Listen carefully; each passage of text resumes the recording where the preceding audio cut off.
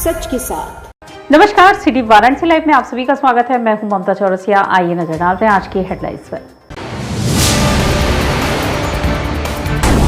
जगत गुरु शंकराचार्य स्वामी स्वरूपानंद सरस्वती का 99 वर्ष की अवस्था में निधन, सनातनियों में छाया शोक की लहर। बीएचयू में एबीवीपी द्वारा आयोजित 2 दिवसीय युवा संसद संपन्न। भाजपा ने बैठक कर पीएम के जन्मदिन से बापू की जयंती तक सेवा पखवाड़ा के रूप में मनाने का लिया निर्णय। और रामनगर की विश्व प्रसिद्ध रामलीला के दूसरे दिन राम जन्म का मंचन। और अब खबरें विस्तार से। जगत गुरु शंकराचार्य स्वामी स्वरूपानंद सरस्वती जी का 99 वर्ष की अवस्था में निधन हो गया, जिससे सनातनियों में शोक की लहर दौड़ गई व श्री विद्या मठ में प्रार्थना सभा की गई। आजादी की लड़ाई से लेकर राम मंदिर निर्माण में योगदान देने वाले जगत गुरु शंकराचार्य स्वामी स्वरूपानंद सरस्वती जी का 99 वर्ष की अवस्था में निधन हो गया है। वह लंबे समय से बीमार चल रहे थे। मध्य प्रदेश के नरसिंहपुर के ज्योतेश्वर मंदिर में उन्होंने अंतिम सांसें ली। स्वामी स्वरूपानंद सरस्वती जी के निधन की सूचना पर देश ही नहीं विश्व भर के सनातनियों में शोक की लहर छा गई। काशी में केदार घाट स्थित श्री विद्या मठ में जैसे ही उनके निधन की सूचना मिली, वहां रहने वाले बटुकों व अन्य लोगों में शोक व्याप्त हो गया। बटुक प्रार्थना सभा कर उन्हें अपनी श्रद्धांजलि दिए। बता दें कि स्वरूपानंद सरस्वती स्वतंत्रता संग्राम में जेल भी गए थे। यही नहीं, राम मंदिर के निर्माण में भी उनका विशेष योगदान रहा। पीएम मोदी, गृह मंत्री अमित शाह समेत कई नेताओं ने शोक जताया है। शारदा पीठाधीश्वर जगत गुरु शंकराचार्य स्वामी स्वरूपानंद सरस्वती जी महाराज का 99वें वर्ष की आयु में ब्रह्मलीन हृदय गति रुक जाने के कारण अश्विन कृष्ण पक्ष प्रतिपदा 11 सितंबर 2022 को दोपहर 3:21 में ब्रह्मलीन हो गए हैं। हम लोगों को सूचना मिली है, तभी से हम लोग सभी लोग बड़े दुखी हैं। गुरुजी की आत्मा की शांति के लिए हम लोग यहाँ कीर्तन कर रहे हैं, ज्योति जली है। यहाँ के जो बच्चे हैं सभी लोग यहाँ बैठे हैं, पूरा स्टाफ है, सब गुरुजी की चर्चाएं कर रहे हैं। उनके धर्म, सनातन धर्म के लिए जो उन्होंने काम किया है, सब लोग वही चर्चाएं कर रहे हैं। सभी लोग आगामी त्योहारों के मद्देनजर एडीसीपी वर्णा जोन ने लल्लापुरा क्षेत्र में रूट मार्च निकाला। सिगरा थाना अंतर्गत लल्लापुरा चौकी से एडीसीपी वर्णा जोन प्रबल प्रताप सिंह एवं सिगरा थाना अध्यक्ष राजू सिंह ने दल बल के साथ रूट मार्च निकाला। यह रूट मार्च लल्लापुरा चौकी होते हुए पिशाच मोचन कुंड तक गई। पुलिस के अनुसार यह रूटीन रूट मार्च था। एडीसीपी वर्णा जोन ने बताया कि इसे निकालने का यह मतलब है कि जनता के बीच में विश्वास पैदा हो और लोगों के बीच में पुलिस की कार्यविधि जाए। और उन्होंने बताया कि रास्ते में जो भी कार्यक्रम हो रहे थे, वहां पर भी जाकर लोगों के बीच बातचीत की गई है। यह जनता को विश्वास दिलाने के लिए रूटीन रूट मार्च है। रूटीन रूट मार्च है जो हम जनता में विश्वास का संचार करने के लिए और फुट पेट्रोलिंग के माध्यम से अवेयरनेस लाने के लिए करते हैं। ऐसा रूट मार्च हम लोगों के द्वारा किया गया और ये लंबा रूट मार्च था जो लल्लापुरा चौकी से स्टार्ट होकर पिशाच मोचन तक आया है। जो आप सारे रास्ते हमारे साथ रहे तो आपने देखा होगा कि कई सारे प्रोग्राम जगह जगह चल रहे हैं। तो सारे प्रोग्राम सब लोगों ने अटेंड किए हैं और लोगों से बातचीत की है, लोगों में विश्वास दिलाया कि पुलिस आपके साथ है, आपकी मदद के लिए हमेशा तत्पर है। इसके पूर्व एडीसीपी वर्णा जोन प्रबल प्रताप सिंह ने सिगरा थाना परिसर में क्षेत्र के सम्राट लोगों संग बैठक भी की। पांडेपुर चौकी उप निरीक्षक अमित सिंह ने भी पीएससी के साथ पांडेपुर चौराहा, नई बस्ती, बगवा नाला, हुकुलगंज, कोहराना आदि स्थानों पर पैदल गश्त किया। पीएम मोदी ने 7 सालों में काशी का कायाकल्प कर दिया है, जो अब दूसरे प्रदेशों के लिए नजीर बन रहा है। प्रधानमंत्री नरेंद्र मोदी ने काशी की तस्वीर बदल कर रख दी है। काशी का विकास मॉडल दूसरे प्रदेशों के लिए नजीर बन रहा है। पर्यटन उद्योग को भी बढ़ावा मिल रहा है। 7 सालों में विकास का पहिया ऐसा घुमा कि काशी का कायाकल्प हो गया। यह विचार आज उत्तर भारतीय संघ मुंबई के अध्यक्ष संतोष आर्यन सिंह ने काशी पत्रकार संघ के आमंत्रण पर परांकर स्मृति भवन में व्यक्त किए। उन्होंने कहा कि काशी के विकास का लाभ पूरे पूर्वांचल को मिलेगा। हिंदी पत्रकार संघ मुंबई के अध्यक्ष और हमारा महानगर के संपादक आदित्य दुबे ने कहा कि महाराष्ट्र के विकास में उत्तर भारतीयों की महत्वपूर्ण भूमिका है। संतोष आर्यन सिंह ने आगे बताया कि गोरखपुर में वे अपने स्वर्गीय पिताजी आनंद सिंह की स्मृति में डायलिसिस सेंटर की स्थापना कर रहे हैं, जहां पर मात्र 1 रुपए में डायलिसिस प्रक्रिया होगी। इस डायलिसिस सेंटर की 1 जनवरी 2023 को शुभारंभ संभावित है। उन्होंने बताया कि उनके पिताश्री ने ही उत्तर भारतीय संघ की स्थापना की थी, जिसके माध्यम से सेवा कार्य को वे अंजाम देते थे। उनके काम को मैं आगे बढ़ा रहा हूं। स्वागत संघ के अध्यक्ष सुभाष चंद्र सिंह और संचालन महामंत्री डॉक्टर अत्रि भारद्वाज ने किया। धन्यवाद ज्ञापन वाराणसी प्रेस क्लब के अध्यक्ष चंदन रूपानी ने किया। इस अवसर पर आर संजय, राजेश राय, सुरेश चंद्र मिश्रा, डॉक्टर विकास सिंह, देव कुमार केसरी, शंकर चतुर्वेदी, विमलेश कुमार चतुर्वेदी, अरविंद कुमार, हरिबाबू श्रीवास्तव, विजय शंकर गुप्ता, मुन्ना लाल साहनी आदि उपस्थित थे। काशी विश्वनाथ जी के दर्शन करने के लिए और आप लोगों से मिलने का बस एक बहाना था कि आप लोगों से भी मिल लें, तो इसी के लिए यहाँ आए। गोरखपुर में क्या करना है? जी, हम गोरखपुर में डायलिसिस वहाँ पे मेरे पिताजी ने गोरखपुर में, हम बरहलगंज जो आप सुने होंगे उसके बाजू में रहते हैं, वहाँ भरौली गांव है हमारा।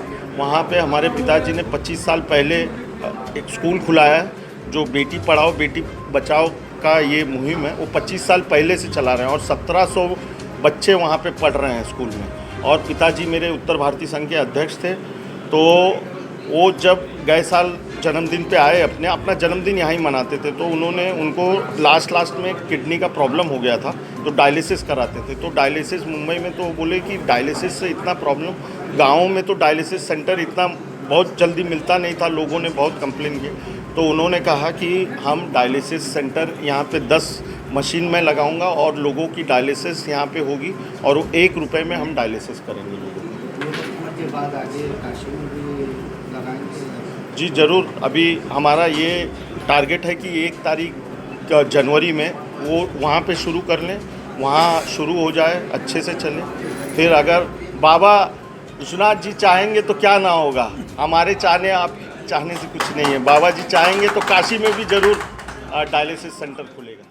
विधानसभा चुनाव जीतने के बाद भाजपा अब मिशन 2024 की ओर बढ़ चुकी है। बूथ प्रबंधक से विधानसभा चुनाव जीतने के बाद भाजपा ने अब मिशन 2024 की ओर तेजी से कदम बढ़ा दिया है। भाजपा पीएम मोदी के जन्मदिन 17 सितंबर से शुरू होने वाले सेवा पखवाड़ा के माध्यम से बूथ स्तर तक संगठन को सक्रिय करने जा रही है। रविवार को दिन में संगठन द्वारा आगामी महीनों के कार्यक्रम की रूपरेखा बनाने हेतु एक आवश्यक बैठक महानगर अध्यक्ष विद्यासागर राय की अध्यक्षता में सिगरा स्थित गुलाबबाग कार्यालय में बैठक संपन्न हुई। बैठक के मुख्य अतिथि क्षेत्रीय प्रभारी व प्रदेश महामंत्री सांसद कन्नौज सुब्रत पाठक ने निकाय चुनाव को लेकर कार्यकर्ताओं को अभी से तैयारियों में जुटने का निर्देश देते हुए कहा कि संगठन की ताकत पर भाजपा निकाय चुनाव में सफलता हासिल करेगी। सेवा पखवाड़ा के मद्देनजर की गई तैयारियों के बारे में उन्होंने कहा कि संगठन की ताकत के बल पर जिस तरह लोकसभा, विधानसभा, पंचायत और स्थानीय निकाय विधान परिषद चुनाव में लगातार सफलता मिली है, उसी प्रकार निकाय चुनाव में भी भाजपा सफलता हासिल करेगी। इस दौरान यह निर्णय लिया गया कि शीर्ष सिंह नेतृत्व के निर्देशानुसार प्रधानमंत्री नरेंद्र मोदी के जन्म दिवस 17 सितंबर से राष्ट्रपिता महात्मा गांधी की जयंती 2 अक्टूबर तक संगठन स्तर से सेवा पखवाड़े के तहत 17 सितंबर को युवा मोर्चा द्वारा रक्तदान शिविर, 18 को निःशुल्क चिकित्सा स्वास्थ्य मेला, 19 को मोदी व्यक्तित्व प्रदर्शनी, 20 व 21 को स्वच्छता अभियान, 22 को जल ही जीवन जागरूकता अभियान, 23 को वोकर फॉर लोकल प्रदर्शनी, 24 को कृत्रिम अंग व उपकरण वितरण शिविर, 25 को पंडित दीनदयाल उपाध्याय जी की जयंती और मन की बात, 26 को विधिवता में एकता कार्यक्रम, 27 को प्रधानमंत्री को लाभार्थी द्वारा शुभकामना व अभिनंदन पत्र भिजवाना, 28 को प्रबुद्धजन बुद्धिजीवी सम्मेलन, 29 को कोविड टीकाकरण केंद्र व स्टॉल पर, 30 को टीबी मुक्त राष्ट्र कार्यक्रम, 1 अक्टूबर को वृहद वृक्षारोपण कार्यक्रम और 2 अक्टूबर को गांधी जयंती पर कार्यक्रम आयोजित होंगे।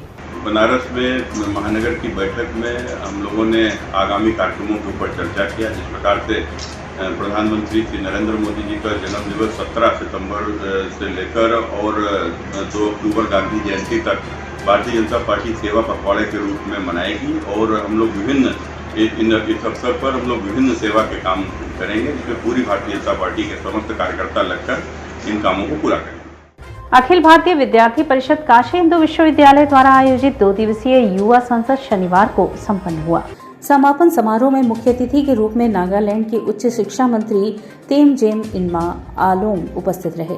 इस दौरान नागालैंड के उच्च शिक्षा मंत्री तेमजेम इन्मा आलोंग ने कहा कि पहली बार यहाँ की पवित्र भूमि पर आना मुझे बहुत अच्छा महसूस हो रहा है।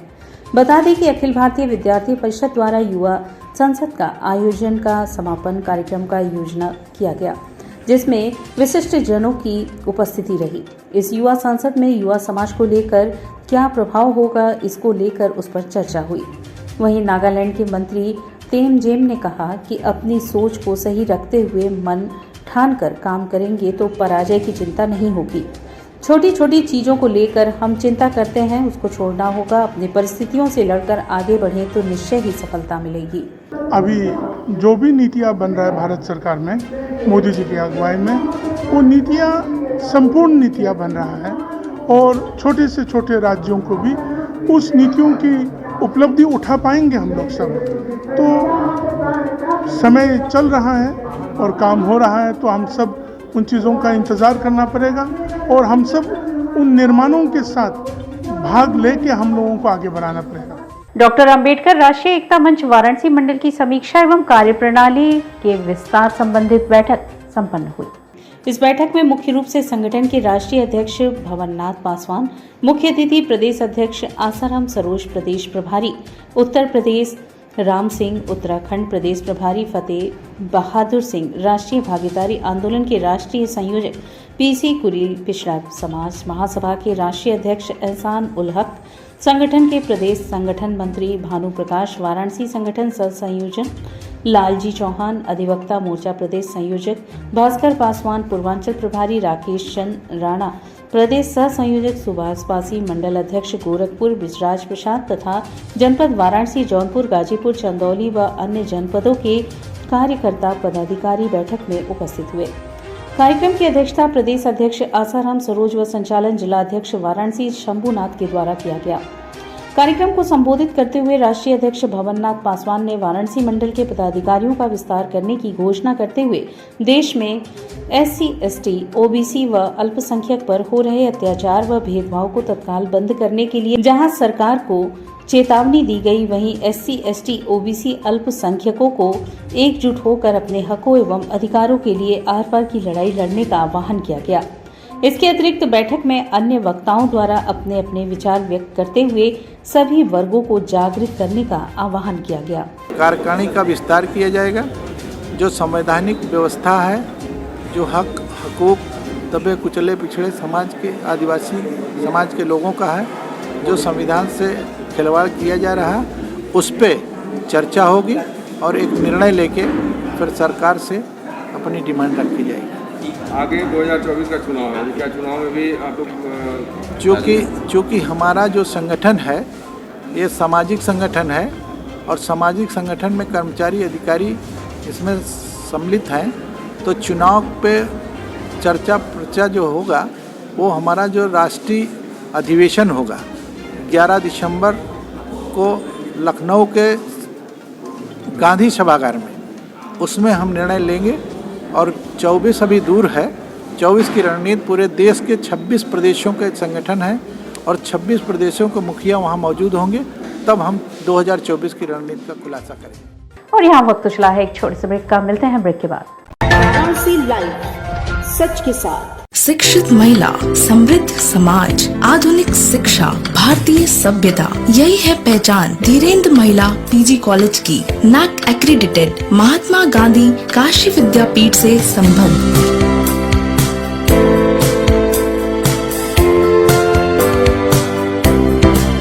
Admission open for BBA, BCA, BA, BCom, BSc, BFA, BMUS, BTC, DLED, and B.Ed, B.P.Ed, Bachelor of Library Science, B.A, Mass Comm and M.A, M.Com and M.F.A. Wi-Fi equipped, rich library, state-of-the-art computer lab.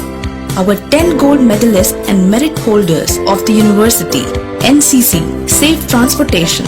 For more details, contact Dhirendra Mahila PG College, Karmajitpur, Sundarpur, Varanasi. PMC Hospital, Habitat for Humanity।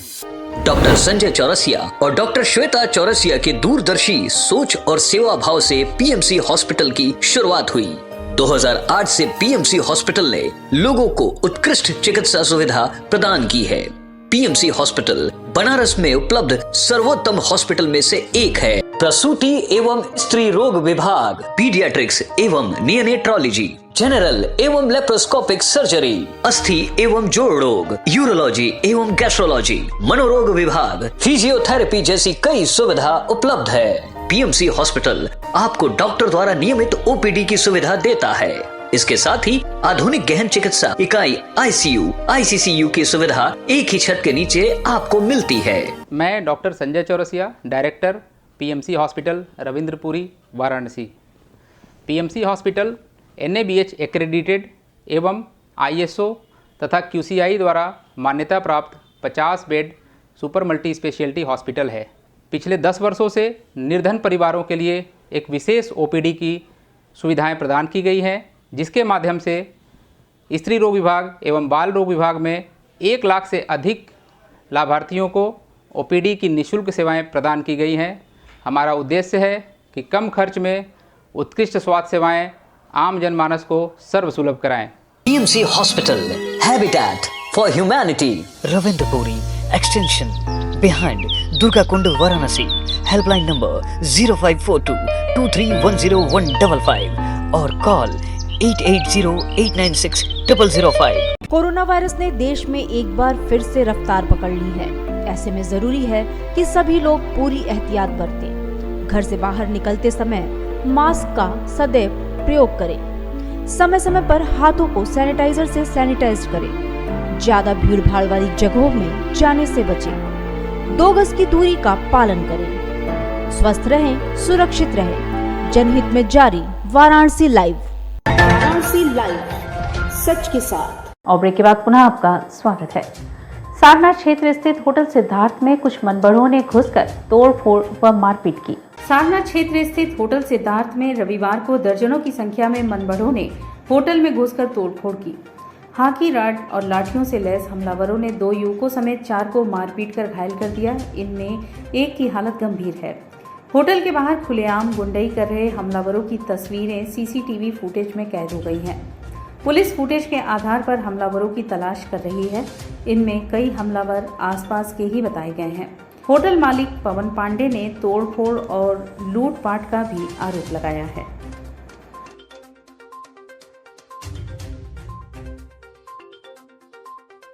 Kashi में मुत्ताहिदा उलमा council के नाम से एक संगठन गठित किया गया है, जिसका उद्देश्य समाज में एकता का संदेश देना है। समाज में फैली बुराइयों को दूर करने, मसल की उन्माद को दूर करके आपस में मेल मोहब्बत, भाईचारगी पैदा करने, समाज को शिक्षित करने और देश की अखंडता व एकता को बरकरार रखने के मकसद से काशी में मुत्ताहिदा उलमा काउंसिल के नाम से एक संगठन गठित किया गया है। इसका पहचान इजलासे आम मुस्लिम मुसाफिर खाना दालमंडी में रविवार को रखा गया। इजलासे आम को संबोधित करते हुए उलमाए कराम ने संगठन की आवश्यकता पर प्रकाश डालते हुए मुल्क व मिल्लत की तरक्की के लिए आगे आने का पैगाम दिया। प्रोग्राम में सभी मसलक के उलमाए कराम ने शिरकत की, जिनमें मुख्य रूप से मौलाना अब्दुल बातिन नोमानी, मौलाना गुलाब नमी, मौलाना इश्तियाक अहमद, मौलाना अब्दुल्ला नासिर, मौलाना समीम हुसैन, अमीनुद्दीन, मौलाना उस रसीद आदि लोग उपस्थित रहे। मुत्तहिदा उलमा काउंसिल बनारस, इस काउंसिल के अंदर हर मकतब फ़िक्र के, हर स्कूल ऑफ थॉट के उलमा मौजूद हैं। यानी इसमें इस कमेटी के जो उलमा हैं उसमें देवबंदी मसलक के भी लोग मिलेंगे, बरेलवी मसलक के, अहले हदीस के और शिया के, सभी लोगों के नुमाइंदगी इस कमेटी के अंदर मौजूद है। किस तरह से वर्क करती है कमेटी? तो इसका ये अभी ये उसका आज पहला प्रोग्राम होने जा रहा है और इस्लाह मुआशरा, लोगों के अंदर, आवाम के अंदर जो बुराइयां बहुत सारी फैली हुई हैं, तो उन बुराइयों को ख़त्म करने के लिए, अच्छी बातों का हुक्म देने के लिए इस कमेटी का वजूद अमल में आया है। इसके अलावा और भी बहुत सारे इस कमेटी के काम होंगे, जैसे कोई गरीब आदमी है, परेशान हाल है, तो ज़कात वगैरह के फ़ंड से उसकी मदद कर देना, कहीं बाढ़ आई है, कहीं मुसीबत आई है, ज़लज़ला आया, परेशानियां आ गई हैं, तो उसमें वहाँ के लोगों की मदद करना, जिसको हम लोग रिफाही काम कहते हैं, चैरिटेबल का ये सारा काम इस कमेटी के ज़रिए होता रहेगा। अभी 2 महीने पहले बना पाथवे तोड़कर बस स्टैंड बनाया जा रहा है। स्मार्ट सिटी की कार्यप्रणाली फिर सवालों के घेरे में है। काशी को स्मार्ट बनाने के उद्देश्य से शहर में भेजी गई स्मार्ट सिटी संस्था एक बार फिर सवालों के घेरे में है। इस बार सिगरा पर निर्माणाधीन बस स्टैंड को लेकर जनता सवाल कर रही है। यह बस स्टैंड सिगरा स्टेडियम की बाउंड्री वॉल से सटकर बनाया जा रहा है। यहीं पर 2 महीने पहले पाथवे बनाया गया था। लगभग 100 फीट लंबे और 10 फीट चौड़े पाथवे के निर्माण में लाखों रुपए खर्च हुए थे। उस समय इस पाथवे की उपयोगिता पर सवाल खड़े हुए थे, क्योंकि अतिक्रमण के चलते स्टेडियम से आगे नहीं बन पाया था पाथवे। स्टेडियम प्रशासन की आपत्ति के बाद पाथवे का कुछ हिस्सा तोड़ा भी गया था। अब पूरे पाथवे को तोड़कर बस स्टैंड बनाया जा रहा है। याद रहे कि कुछ दिन पूर्व स्टेडियम के सामने की पटरी यानी शास्त्री नगर मार्केट के बाहर भी लंबे चौड़े पाथवे का निर्माण शुरू हुआ था। व्यापारियों के विरोध और मंत्री रविंद्र जायसवाल के हस्तक्षेप के बाद यह योजना स्मार्ट सिटी को रद्द करनी पड़ी, क्योंकि पाथवे बनाने से सड़क सक्रिय हो जाती और यातायात में काफी व्यवधान पड़ता। इसके पहले मैदागिन से गदौलिया तक निर्माणाधीन पाथवे को व्यापारियों के विरोध के बाद तोड़ना पड़ा था। सिगरा स्टेडियम के पास जिस जगह बस स्टैंड निर्माणाधीन है, वहां भी सड़क सक्रिय है। अगर यहां बसें खड़ी हुई तो पीछे के यातायात पर गंभीर असर पड़ेगा। नियमतः बस स्टैंड चौड़ी सड़क पर बनना चाहिए। स्टेडियम से लेकर साजन सिनेमा तक की एक पटरी अतिक्रमण के चलते सक्रिय है। बिना अतिक्रमण हटाए कभी पाथवे बन रहा है, कभी बस स्टैंड। स्मार्ट सिटी के कार्यों में दूरदृष्टि का साफ अभाव दिखता है। जीएम झुंझलाए, फिर कहा एकदम सही बन रहा है बस स्टैंड। स्मार्ट सिटी के महाप्रबंधक वासुदेवन से जब सिटी न्यूज प्रतिनिधि ने पाथवे तोड़कर उक्त बस स्टैंड के निर्माण के बाबत जानकारी ली, तो उन्होंने बताया कि CSR के आधार पर हिंदुस्तान यूनिलीवर कंपनी उक्त निर्माण करा रही है। यह पूछे जाने पर कि जब बस स्टैंड ही बनाना था, फिर पाथवे क्यों बनाया, उन्होंने कहा उस समय यह योजना नहीं आई थी। जब यह पूछा गया कि सकरी सड़क पर बस स्टैंड क्यों बनाया जा रहा है, तो वे झुंझला गए। कहा कि योजना में कमी निकालना लोगों की आदत बन चुकी है। यह याद दिलाने पर कि मैदागिन और शास्त्री नगर में पाथवे के निर्माण को भी विरोध के चलते रोकना पड़ा, तो वे कोई उत्तर नहीं दे सके। उन्होंने जानकारी दी कि स्टेडियम के सामने मॉडल बस स्टैंड बनाया जा रहा है। यहाँ इलेक्ट्रिक बसें रुकेंगी। यह योजना सफल रही तो नगर में और भी बस स्टैंड बनेंगे। धरोहर और परंपरा के लिए जानी जाने वाली यूनेस्को की सूची में दर्ज रामनगर की विश्व प्रसिद्ध रामलीला के दूसरे दिन शनिवार को राम जन्म का मंचन हुआ। दूसरे दिन की लीला में दर्शाया गया कि अयोध्या में सब कुछ था, धन, धान्य, ऐश्वर्य, समृद्धि, सब कुछ, लेकिन फिर भी राजा और साथ में थे। चक्रवर्ती सम्राट की उपाधि थी, लेकिन घर आंगन सूना था। इतना बड़ा महल बच्चों की किलकारी बिना सूनी सूनी सी थी। इधर प्रभु ने खुद अयोध्या में अवतार लेने की घोषणा कर दी थी। फिर क्या था, कल जो आकाशवाणी हुई थी वह आज सच साबित होनी थी, सो हुई। प्रभु श्री राम ने अयोध्या पर खुशियों की बरसात की, वह भी अकेले नहीं, 3 अन्य भाइयों के साथ। जब एक साथ 4 बच्चों की किलकारियां किसी सूने घर आंगन में गूंजेगी तो प्रसन्नता होनी स्वाभाविक है। कुछ ऐसे ही प्रसंग शनिवार को रामलीला के दूसरे दिन मंचित किए गए। मंचन का केंद्र आज अयोध्या नगरी थी। अयोध्या के राजा दशरथ गुरु वशिष्ठ के पास पहुंचते हैं, उनसे अपने मन की व्यथा कहते हुए बिलख पड़ते हैं। कहते हैं कि उम्र का चौथापन आ गया, लेकिन कोई संतान न होने से मन बड़ा व्यथित और उदास रहता है। तब वशिष्ठ उन्हें समझाते हुए कहते हैं कि पूर्व जन्म में तुम्हारा नाम मनु और कौशल्या का नाम शत्रुपा था। तुम लोगों ने भगवंत को अपना पुत्र होने का वर मांगा था। परमात्मा ने अपने अंशों समेत अवतार लेने का वर दिया है। धीरज रखो, तुम्हें 4 पुत्र होंगे। वशिष्ठ की सलाह पर राजा दशरथ पुत्रोश्री यज्ञ करते हैं। अग्निदेव प्रकट हो उन्हें एक हव्य सौंप उसे 3 रानियों को बांटने को कहते हैं। दशरथ वैसा ही करते हैं। चतुर्भुज भगवान की झांकी होती है। देवतागण और कौशल्या उनकी स्तुति करती है। श्री राम कहते हैं कि तुमने हमारे जैसा पुत्र मांगा था, उसे सत्य करने के लिए हम तुम्हारे घर में प्रकट हुए हैं। कौशल्या उनसे यह रूप छोड़ बाल लीला करने का आग्रह करती हैं। श्री राम बाल रूप धारण कर रोने लगते हैं।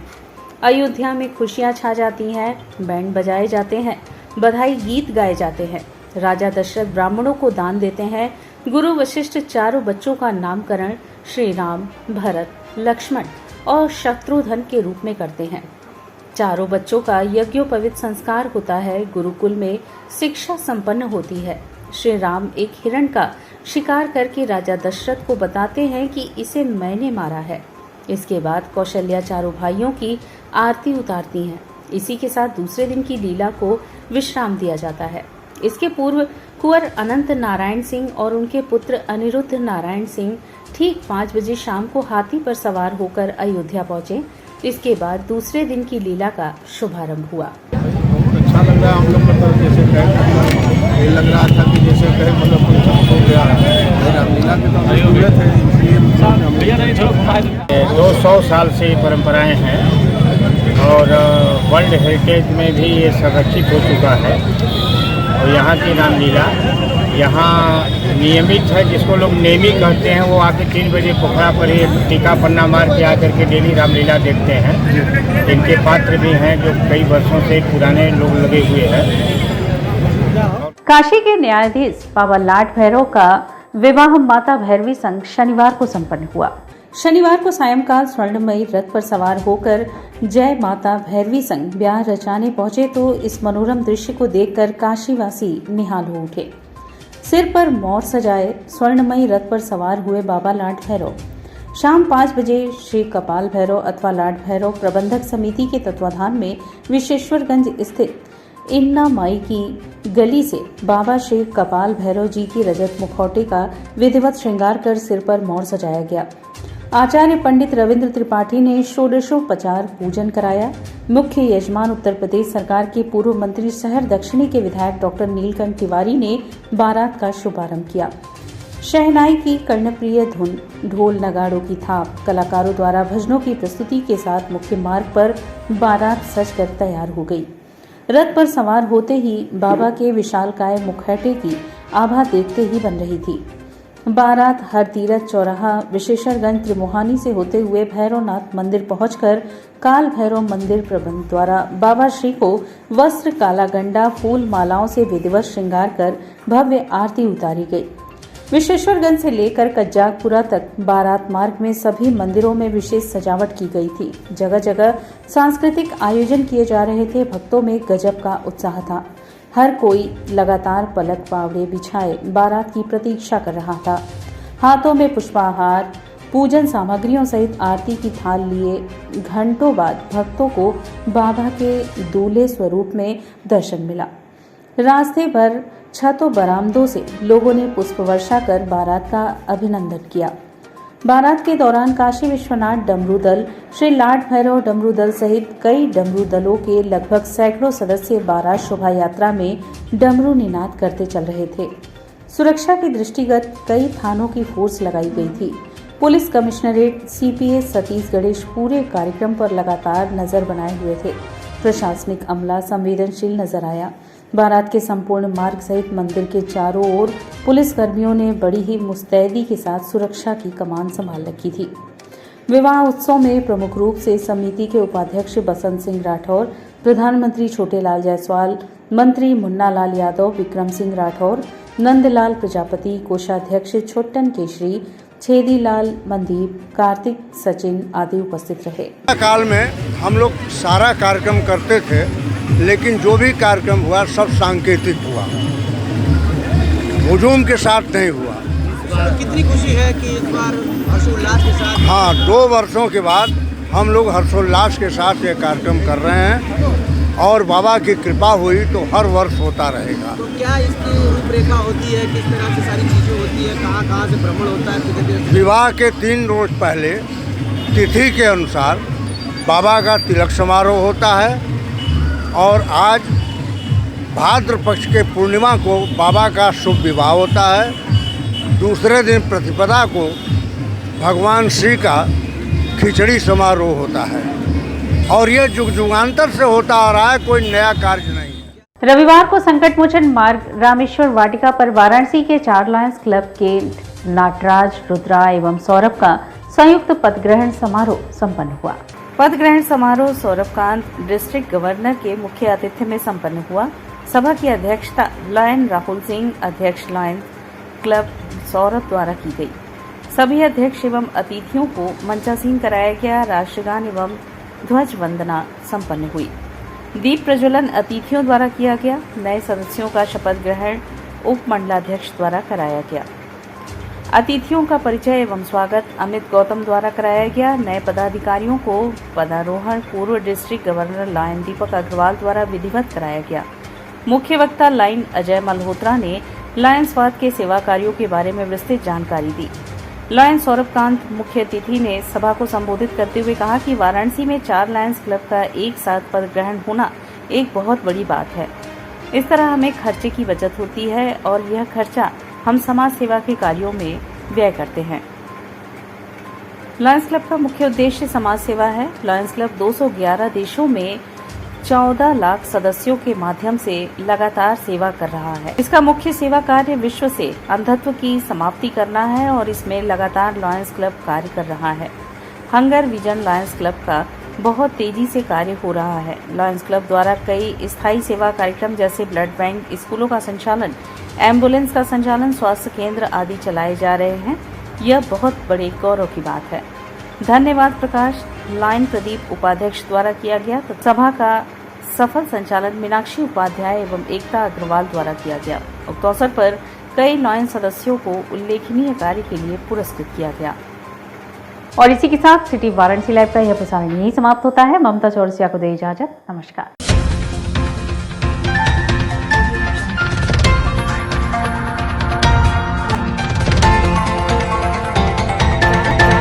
लाइव सच के साथ।